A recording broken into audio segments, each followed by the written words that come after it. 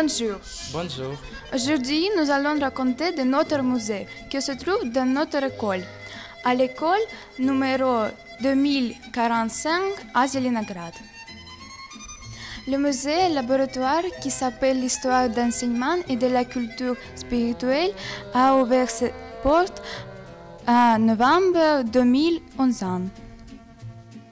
De tel musée, il n'y a pas ni à Moscou, ni dans une autre région de notre pays. Au fond du sujet, ces archives de la famille Zotovich. Zotovich, ce sont les gens du sort héroïque et tragique. Notre peuple avait de telles sœurs. Yelena Zotova avait l'archive de ses parents et nous a donné beaucoup de matériaux, de celles et les droits pour les exposer. Au musée, il y a beaucoup d'exposés vraiment uniques. Le programme du théâtre et les photoalbums de l'époque avant la Révolution. Encore la vaisselle de la famille Vladimir Guéry qui a fondu de l'éducation des femmes en Russie, les cas alimentaires du temps de la guerre civile. Le journal avec des œuvres détenues de la camp Solovetsky de 1926 ans.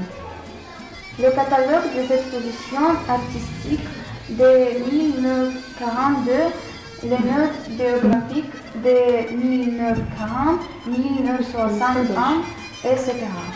On a créé de nouvelles places du travail des savants intelligents. De ce musée, on peut dire par le mot d'Astier.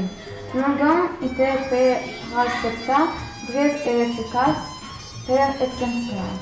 Et vraiment, notre musée, on est donc un garnet qui s'est exposé, mais on s'occupe activement de l'actif des recherches.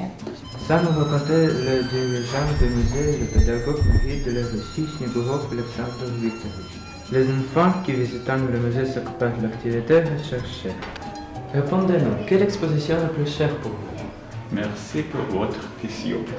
Ну, у нас несколько экспонатов, которые вообще все мне дороги экспонаты, все они ценны для меня и для нашего собрания, но я выделил вот один, казалось бы, на первый взгляд важный. Это...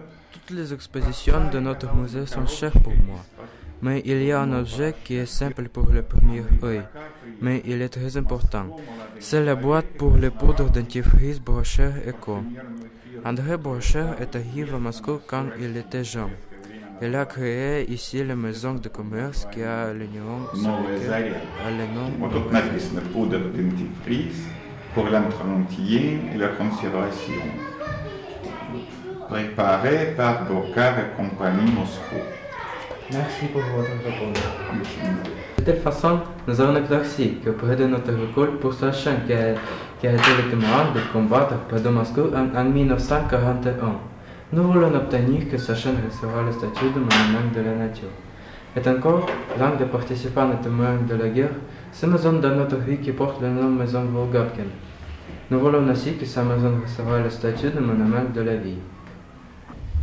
Dans notre musée, il y a un livre d'opinion. C'est ça. Là, on peut lire les mots suivants. Le musée est excellent. Ici, il y a beaucoup de choses intéressantes, telles je ne vois jamais dans ma vie.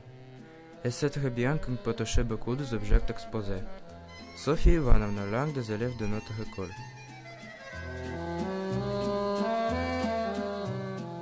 Nous espérons que dans le musée réunira un concept intellectuel et populaire. Par ce concept, l'on joue longtemps de la Russie. Elena Kasatich, le candidat de la science philologie, le professeur de la vie Kovrov.